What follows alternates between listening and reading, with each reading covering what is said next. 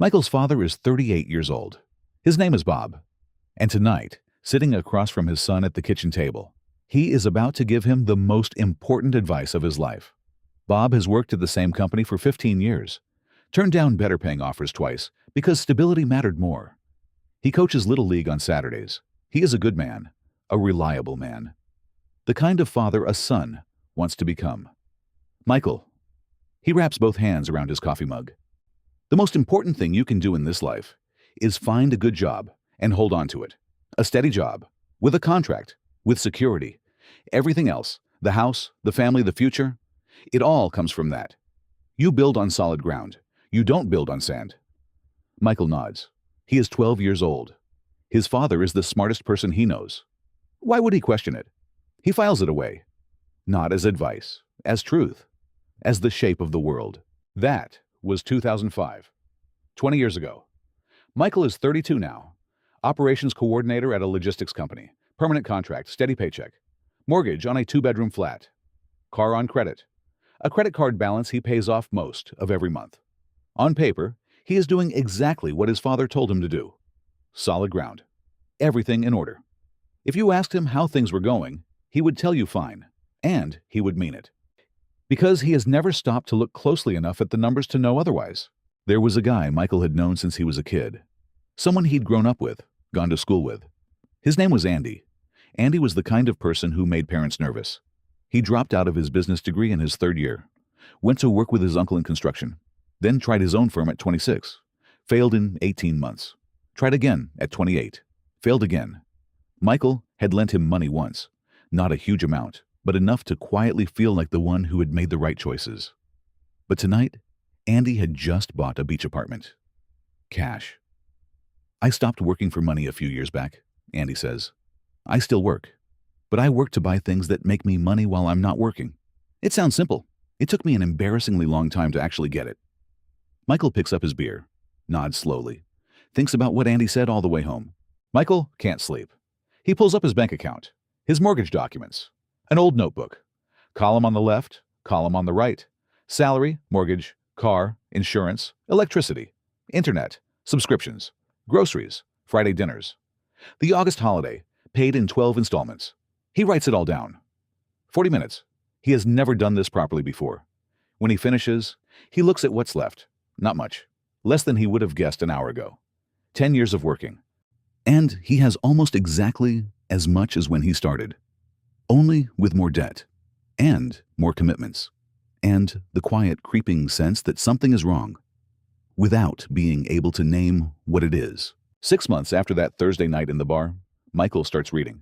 Not self-help. Books about how money actually moves. How people who accumulate it think differently from the start. And slowly, a picture forms. Almost embarrassingly simple.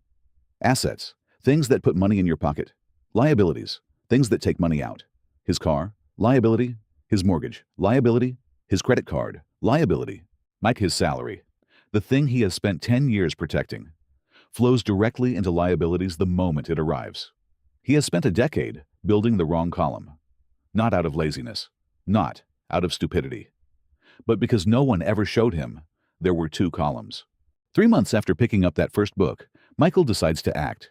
He has been reading long enough. Now he wants to try. He finds a small commercial space near his office, a ground floor unit that has been empty for 6 months. The owner is flexible. Michael negotiates a short lease, sublets it to a friend who needs a studio. The numbers look good on paper. $300 a month in his pocket after costs. For 3 weeks, it works perfectly. Then the friend stops paying. Not dramatically. No argument, no confrontation, just silence. Unanswered messages. 2 months of silence while Michael keeps paying the lease out of his own pocket. He loses $4,000 before he manages to exit the contract. $4,000 he had spent 18 months saving. His first real attempt at building an asset ends with a loss, a damaged friendship, and the particular humiliation of having been certain you were doing the right thing. He goes back to his books, but this time he reads differently. Not for inspiration. For the specific things that went wrong.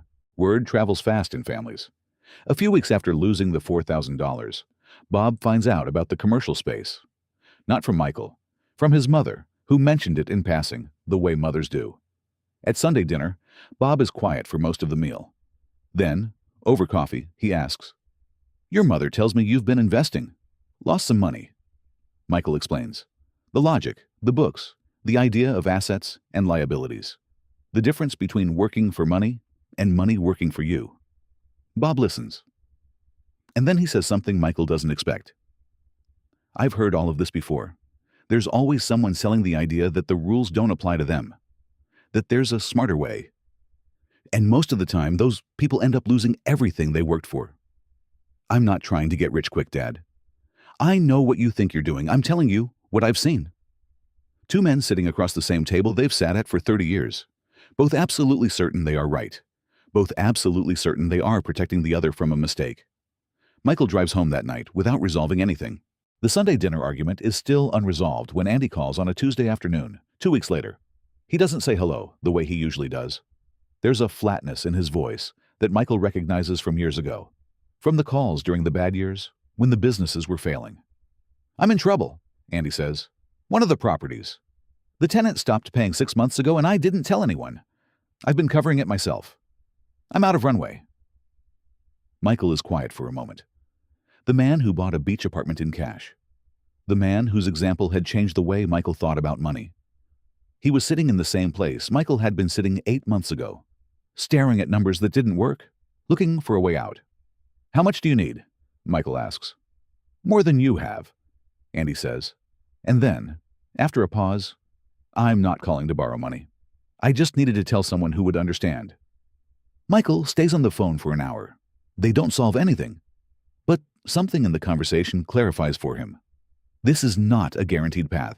It is not a formula. It is a different way of thinking about risk, about time, about what money is for. And like any real thing, it can fail. 2 weeks after Andy's phone call, the email arrives on a Friday morning. Restructuring, 20% of the operations team. Decisions to be communicated individually over the following 2 weeks. Michael reads it twice, then puts his phone face down on his desk. For the first time since he started reading, since the bar conversation with Andy, since the library and the failed sublease and the Sunday dinner argument, for the first time, the full weight of what he has been trying to do lands on him properly. He has no asset-generating income right now. The sublease failed. His savings took a hit. If he loses this job today, the mortgage, the car, the credit card, all of it rests on nothing. He is exactly as exposed as he was before he started. Maybe more, because now he can see it clearly. There is a particular kind of fear that comes not from ignorance, but from knowledge, from understanding exactly how precarious a thing is.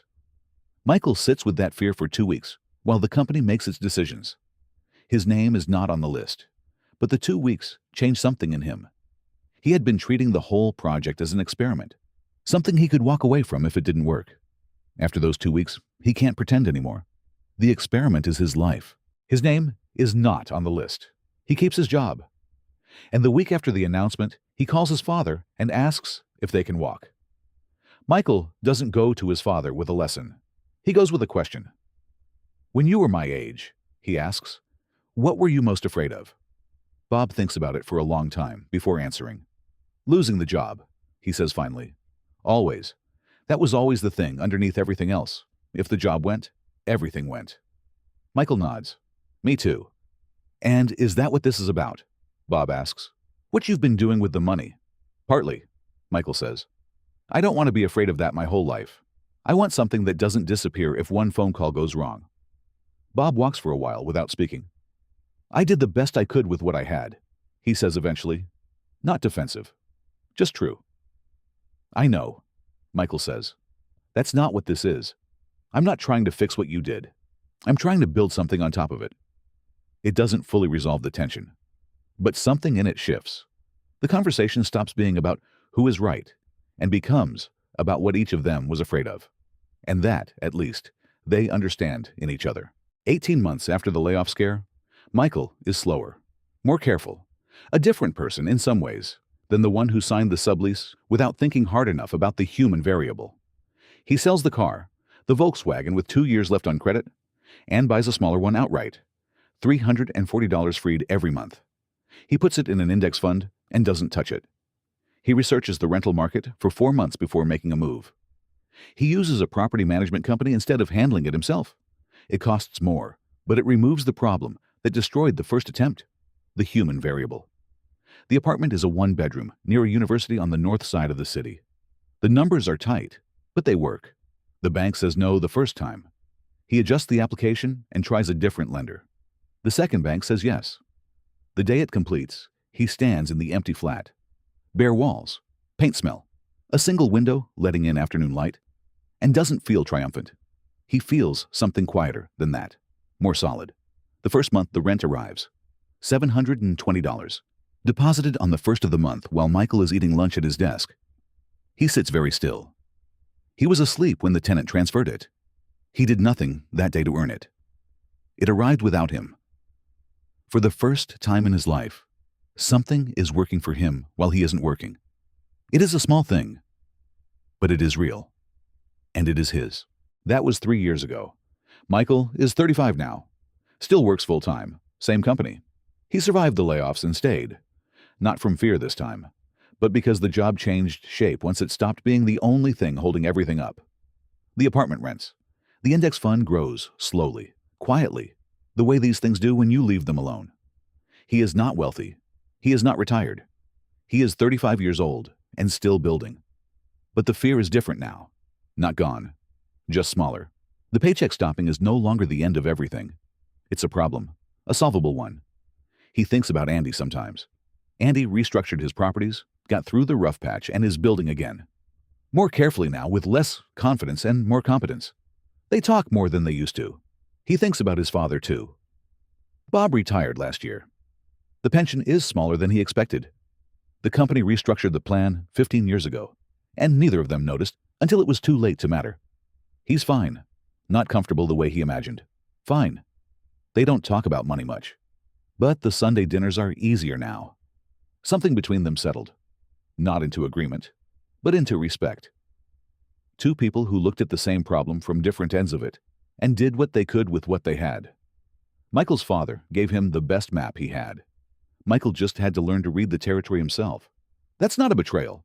That's just what growing up sometimes looks like. Not tearing down what came before, but building further out from it. There's a conversation that probably no one ever had with you. Not because they didn't love you, but because no one had it with them either. The rules Michael had to learn the hard way, through a failed sublease, a tense Sunday dinner, 2 weeks of waiting to find out if his name was on a list. Those rules exist. They're not secret. They're just not taught. Not in school. Not usually at home. Not in the places we're told to trust for this kind of thing. Michael's story isn't exceptional. He wasn't smarter than the people around him. He didn't have a lucky break. He had one conversation on a Thursday night that put a small crack in something. And he was curious enough, and scared enough, and stubborn enough to look through it. The map changed. Someone had to notice. This is one story. There are more.